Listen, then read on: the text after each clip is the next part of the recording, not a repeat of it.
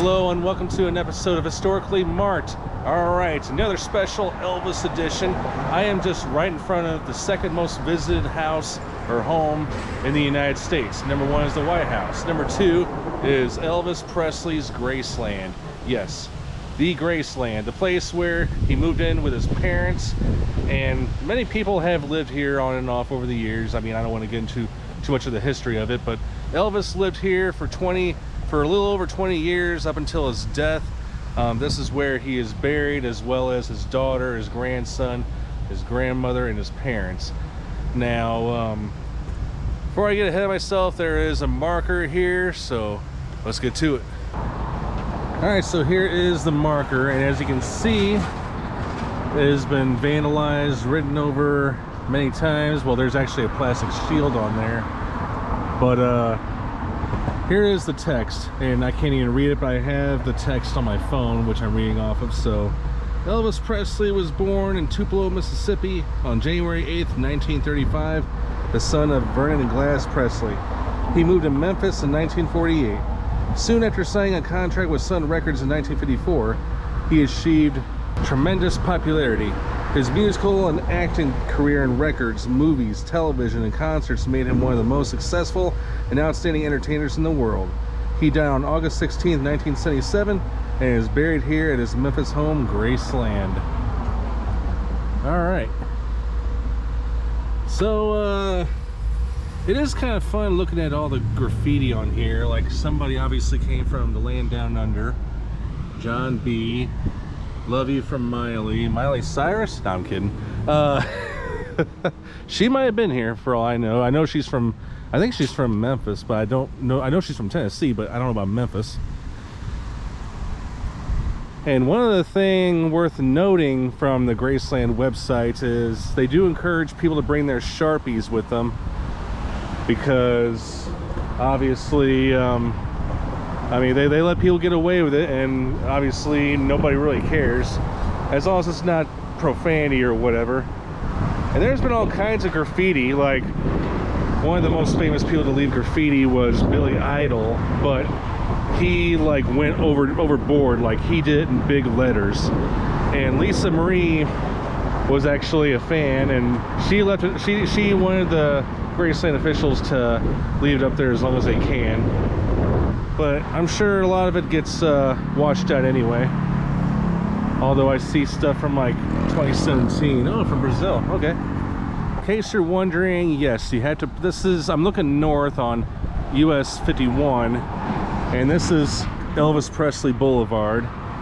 I think they was named that before he died, but I could be wrong. But that you can't access. Only people that work at Graceland work there. But the parking is just right over there at the next stoplight. You hang a left from going north. But then you got to go to the Graceland complex, blah, blah. And then whatchamacallit, a tram, or not a tram, but a bus takes you to here, up that driveway. So about the house. Now, this is on a 13.6 acre estate, but the house was built in 1900. The last person to live here was Elvis's father, Vernon, and now I believe Vernon was the last person to live on this estate in his death in 1979, or maybe it was Elvis's grandmother, Minnie, in 1980. But after she passed away, the inheritance fell on Elisa Marie Presley, Elvis's daughter, who was 11 years old at the time. However, she was too young to inherit it, but she had a lot of executors, including her mother, Priscilla.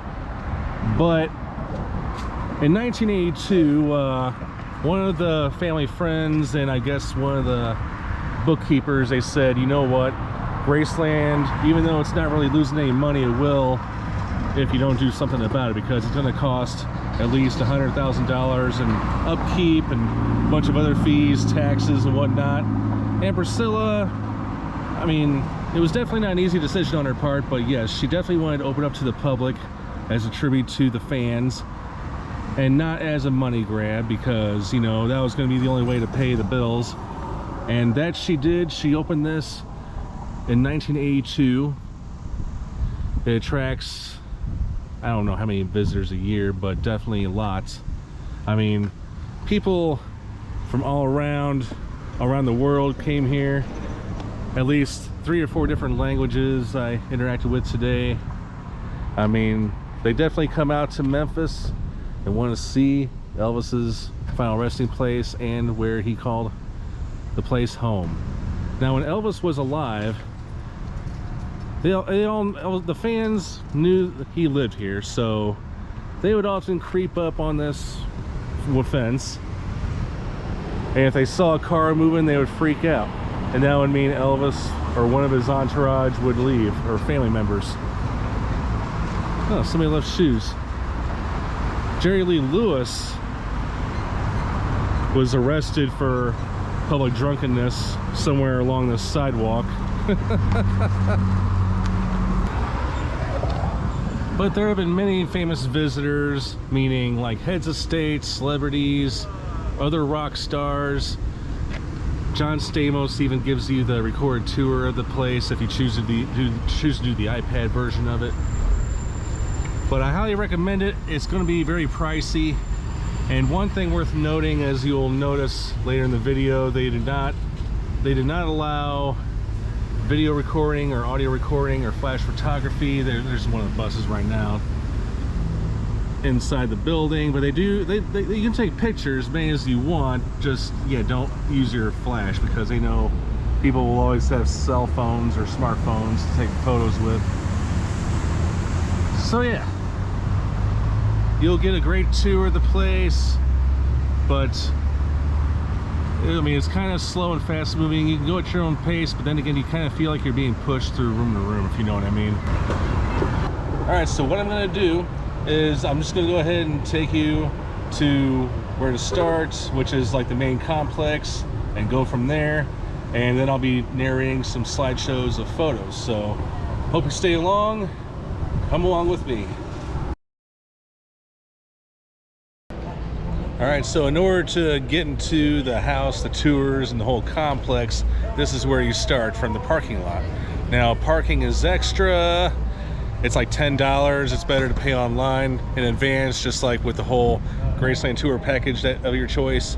So I'm going to go ahead and get in line, see what it's all about.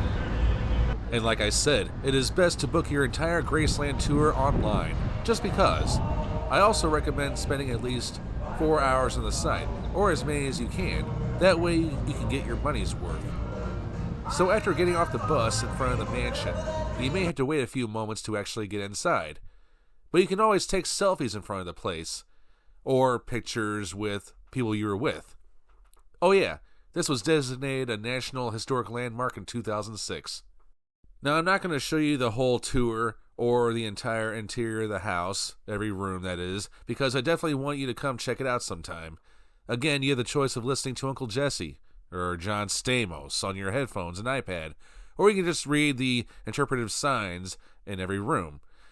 One thing definitely worth noting is the upstairs is off limits to just about everyone, no matter how special you are or how royal you are. That is due to the family's request. That is where all the bedrooms are, as well as the bathroom where the king took his last breath.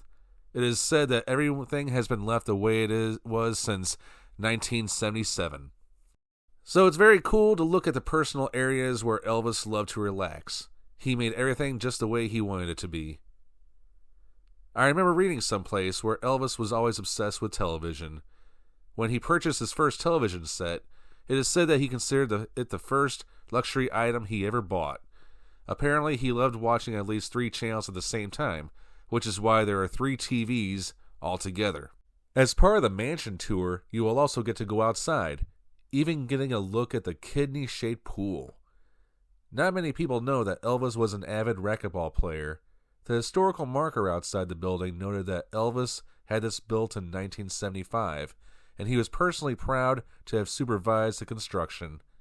Another thing that not many people know is one of the last activities he did before his sudden death was he played racquetball in the middle of the night with a couple of friends of his. Now we're on the last part of the mansion tour, which is the meditation garden. Elvis had this built in the 1960s.